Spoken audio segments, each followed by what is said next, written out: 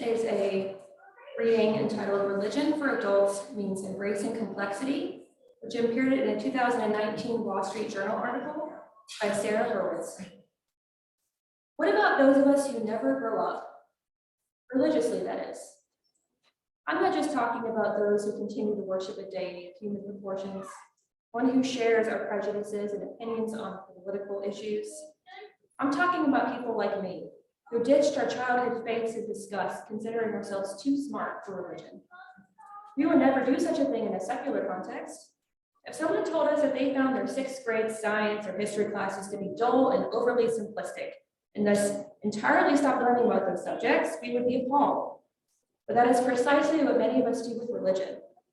We rejected the kiddie stuff, but we never bothered to replace it with an adult version.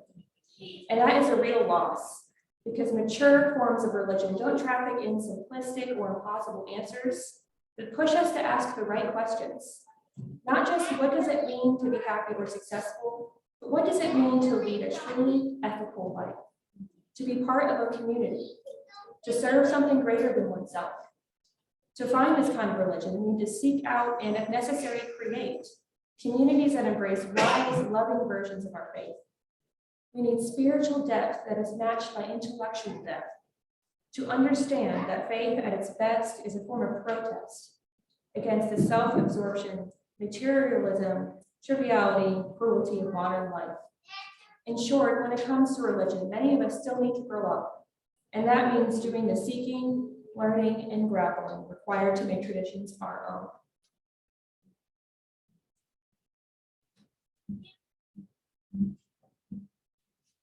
Thank you, Ray.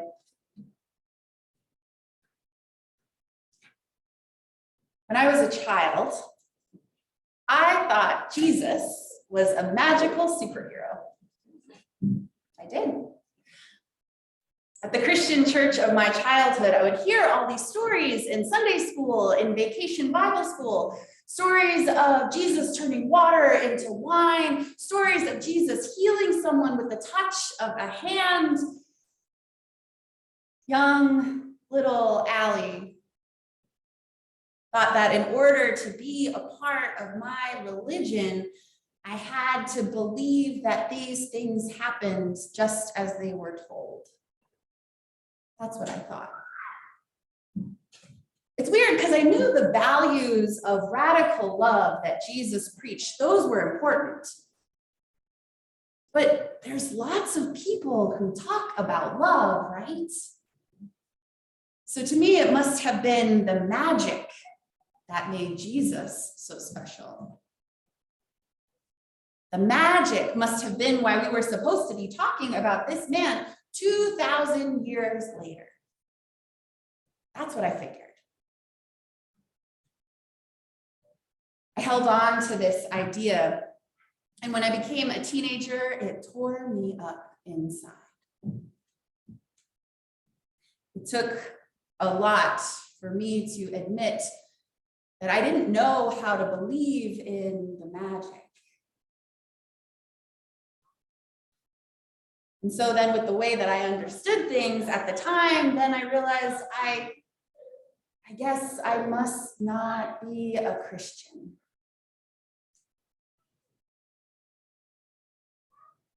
Even though that was the religion that had lovingly been passed on to me from my parents and from my ancestors.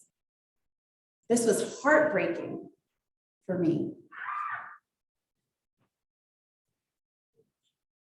If you'll indulge me, I would like to take a minute to share one of these magic Jesus stories with you all. Different variations of this story show up in the Christian Gospels of Mark and Luke and Matthew. Jesus is traveling with his disciples through a countryside in Galilee, and they are met by a man named Legion. And Legion is possessed by demons. This man named Legion had been chained up multiple times, but with the power of the demons, he kept breaking free from his chains. He sees Jesus and he falls to his feet. And then Jesus commands the impure spirits out of his body, be gone. He performs an exorcism, so the story goes. This is where it gets wild for me. Jesus sends those exorcised demons into a herd of pigs feeding on a hillside nearby. And then the possessed pigs rush down the hillside, run into a lake, and they drown. The people who had been herding these pigs run off to tell everyone all that they had just witnessed. Of course, hearing this magic Jesus story today, it's easy to visualize in our minds everything going down like a dramatic horror movie, like The Exorcist, right? This man named Legion, his head going all the way around 360 in a circle, spewing pea soup everywhere. And then a group of zombie pigs freaking out and drowning themselves. One question that I did not know to ask when I was a kid, when I first heard this story: why were people raising pigs in ancient Israel? Jesus and his people were Jewish. They would not have eaten pork. According to their religious beliefs, pigs were unclean. So why were people raising pigs? It turns out this story and others that show up in the Gospel of Mark was written not long after the Romans destroyed the Jewish temple in Jerusalem. It was a story of a land being occupied by the Roman Empire. Pigs would have been raised in order to feed the Roman troops. And that man, the man who was possessed by demons, that man named Legion, his name, Legion, happens to be the word used for a large group of Roman imperial soldiers. This wasn't a face value story about a man possessed by demons. This magic Jesus story was a story being told about the realities and violence of imperialism. It's a story about the horrors of living a life subject to empire. When talking about this story, Christian historian Diana Butler Bass points out, the possessed man is the state of human beings under occupation. We go mad, tormented by death, stripped of dignity. So sending those demons into unclean pigs that then drown themselves, that sure gives you a sense of what people thought of their oppressors. And it's an ending of the story that brings hope for liberation. A drowning of the enemy that harkens back to older stories of Pharaoh's armies drowning after Moses parted the Red Sea. It's meaningful imagery for the people long ago who first wrote down those magic Jesus stories.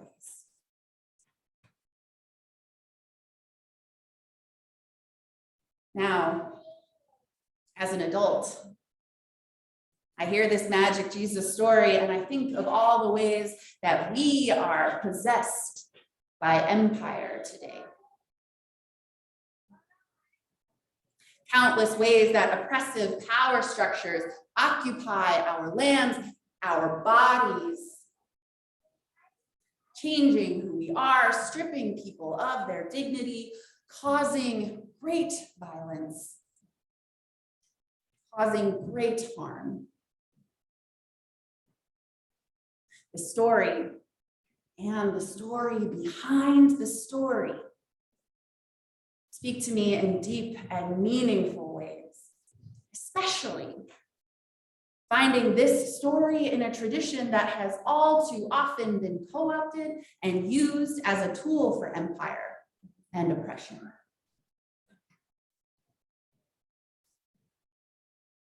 There's no way I would have gotten all that meaning as a kid. There's no way.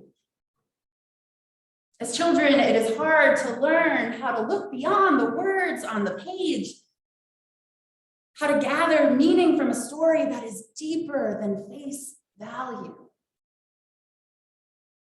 As kids, we don't often have all of the context, all of the knowledge, all of the cognitive skills to do that yet. Of course, these were just magic Jesus stories to young little Allie. And so I wonder, are there stories or ideas from your own religious life, whether past or present, that you still take at face value? Perhaps stories or ideas from a faith community you were a part of. Perhaps stories or ideas from a faith community you weren't a part of.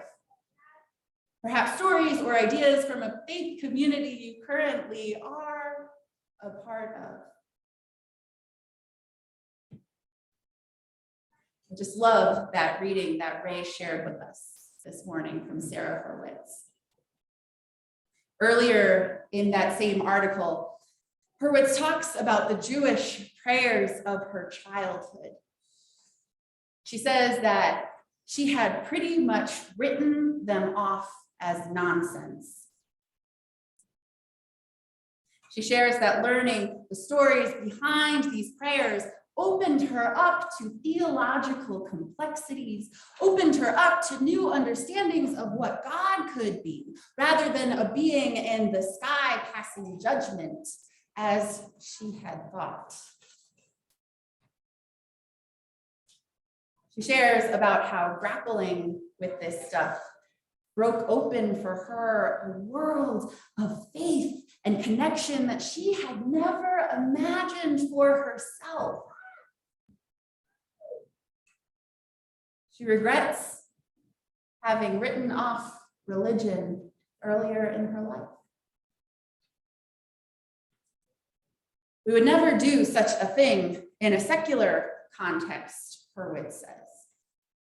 If someone had told us that they found their 6th grade science or history classes to be dull and overly simplistic, and thus entirely stopped learning about those subjects, we would be appalled.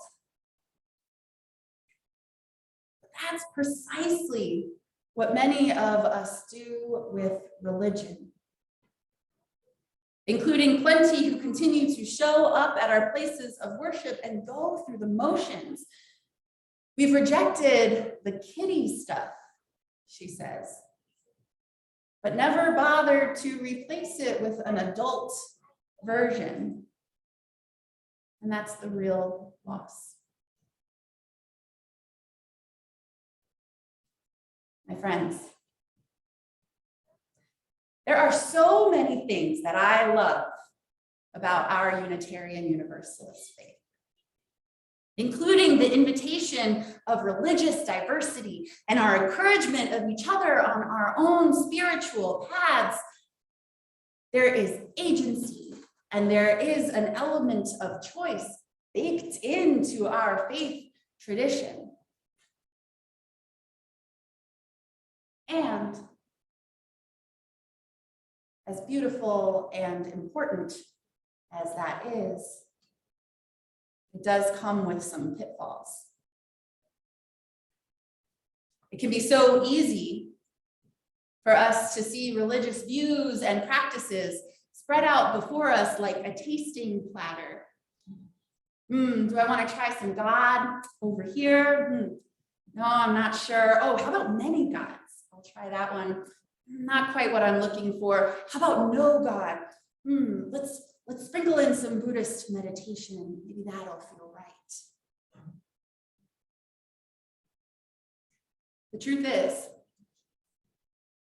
thinking that we can have any real understanding of a belief or a sacred text or a faith practice or a religion with just a taste, just a face value assessment, that does a huge disservice to our spiritual lives and to that tradition in question, a huge disservice.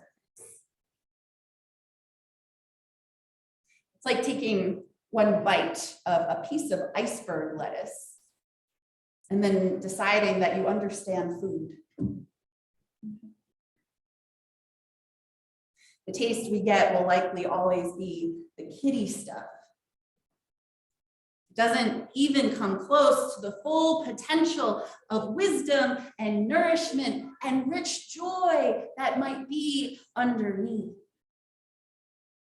Because we can't really know the depth and breadth of meaning and possibility and relationship that exists in a religion or in a spiritual practice unless we have really spent time with it.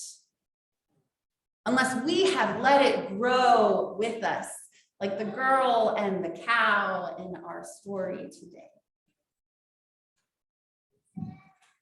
We can't really understand what is there unless we open ourselves up to going deeper, to digging into the stories beyond their face value, finding the story behind the story, looking for what is meaningful, what is there, what can transform us if we just put in some effort to discover it.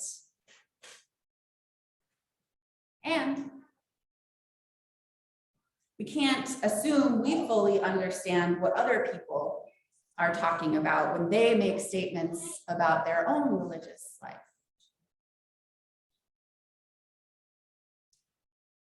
This all brings me to another thing that I love about Unitarian Universalism. You heard Ray mention it earlier in the service. It's the fact that we are a living tradition, a living tradition. A tradition that is meant to grow and to deepen and to transform, just as we grow and deepen and transform in our own spiritual lives. I mean, this is literally written in our Unitarian Universalist Association bylaws. Isn't that cool? Our faith is committed to revisiting and revising central parts of Unitarian Universalism, parts like our principles and our purposes and our sources. We have a process of periodically looking at these aspects of our faith movement and asking, what have we learned here?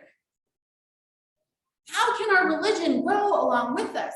How have our understandings deepened and widened? How are we called to meet the present and the future? What is the center that holds us?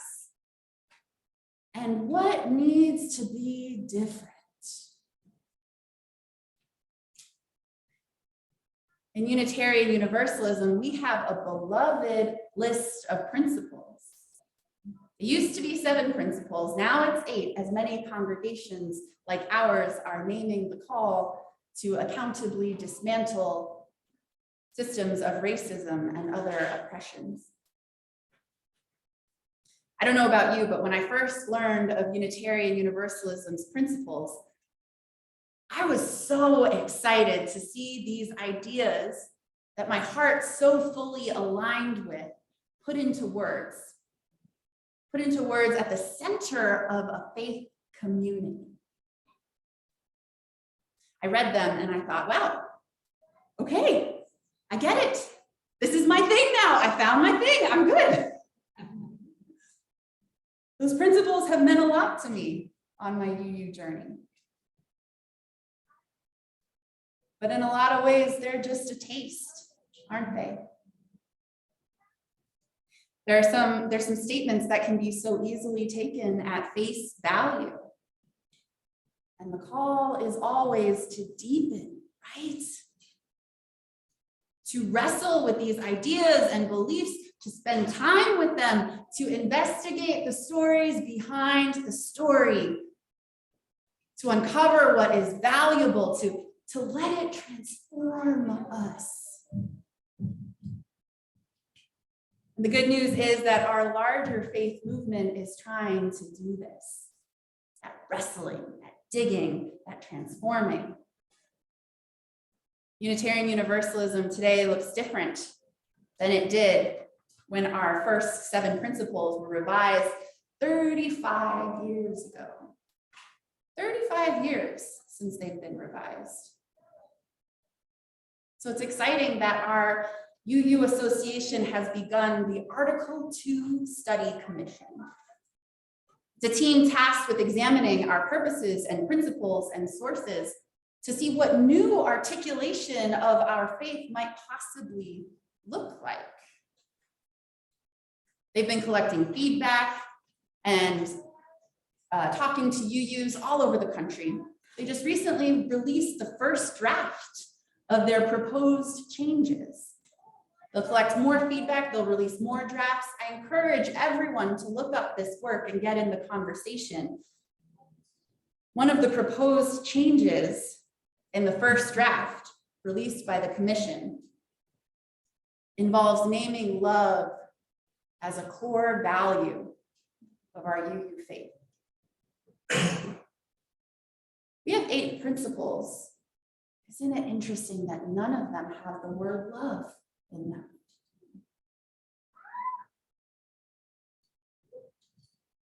And then even the idea of love, that can be received at face value, right? Kiddie version. Even love requires more wrestling and digging and transforming to understand its meaning, to uncover what it means to live into love's full and rich potential and possibility for all. For all. May we not settle for face value, dear ones. May we give ourselves the opportunity to really spend time getting to know the gifts of our religious traditions, the stories and the stories behind the stories. May we open ourselves up to what is there. May we let it grow with us. May we put in the effort. A deep and complex life deserves a deep and complex faith. May that be so. Amen. Would you join me in singing our closing hymn?